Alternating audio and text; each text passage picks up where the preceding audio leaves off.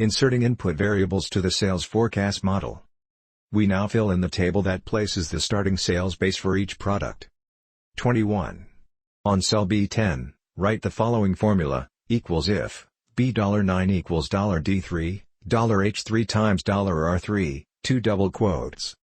This formula places the stochastic forecast of unit sales simulated on cell H3 on the specific quarter where it first appears. We multiply H3 times R3 since this last reference cell allows for inclusions, a 1, or exclusions, a 0, of certain products by user's choice. 22.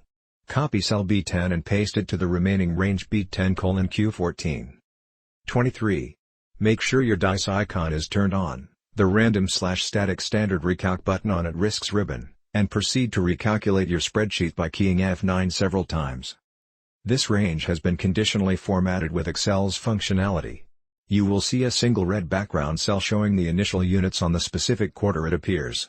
Two dimensions of risk have been considered here, variability on time to starting sales, and variability of quantity for these initial sales. Our starting base section has been completed. Let us proceed to complete the growth rate section starting on row 17. 24. On cell B17, write the following formula. Equals if $16 less than $D3 plus 1, 0, if $16 less than $Q3, risk PERT, $K3, $L3, $M3, risk PERT, $N3, $O3, $P3. Notice that this formula hinges on two conditions. The first condition expressed with the first if clause validates that there should be no growth rate before the starting quarter for any product. The second if clause validates which type of growth rate should be applied. If the current quarter evaluated, B16, is less than the quarter where the second growth stage starts, then PERT distribution parameters are used for stage 1 growth rates on columns K, L, M. Otherwise, PERT distribution parameters for stage 2 growth rates are used as on columns N, O, P. 25. Copy cell B17 and paste it for the whole range B17:Q21. Once again, while making sure your dice icon is turned on, proceed to recalculate your spreadsheet by keying F9. See how the growth rates change for each product. This range has also been conditionally formatted. You will see color changes to the cell backgrounds. Now we are ready to integrate the stochastic numbers generated for initial units on the starting base section with the numbers generated on the growth rate section. 26. On cell B24, write the following formula.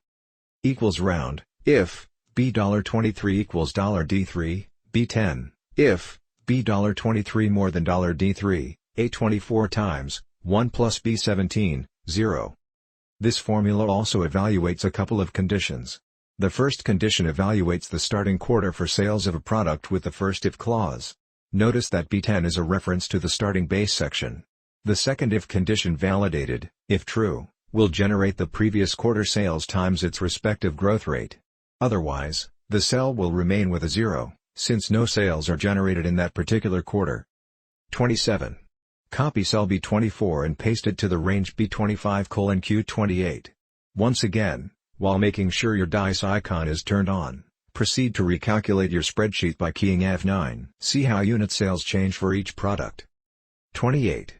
On cell R24, write the following formula to totalize sales for product 1 for the 16 quarters evaluated, equals sum B24:Q24.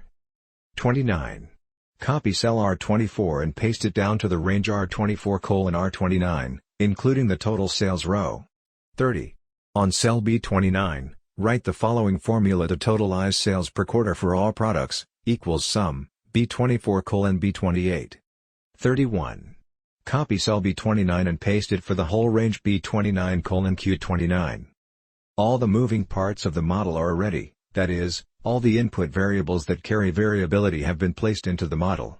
So far, this model considers variability on the quarter each product is launched, on the amount of these initial sales, on the duration of the first growth rate, and on the growth rates for both stages for each product.